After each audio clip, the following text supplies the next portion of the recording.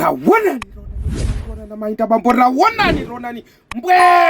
kafika so kujimu takaonani kameneka kachilokolo kachimalawi pomwe baba bailandi taonani zimeneka kuchita taonani mavaliro amenewa ndi sister wake wandani uyu ndi mwana wake wandani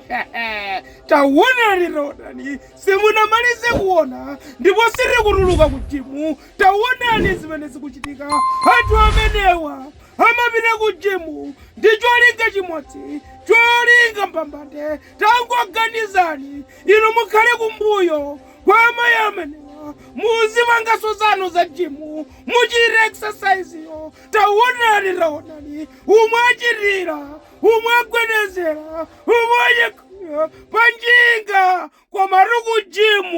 kujimu taonani kugawikana nanga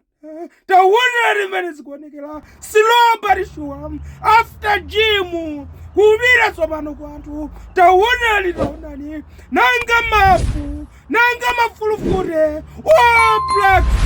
taonani ndangati mwa inu mukuona zimene ndikuona ine anthu ena ramongona ngandikokokomeza taonani nawonso amayi amenewa sanalekelele akuti gwedeza bambamu imene makolo ako anakupatsa taonani ziliko kodi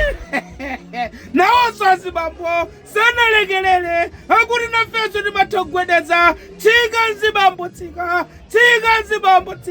ndi blesa wandani ndi bambo akandani ndi akolo akandani ziliko taonani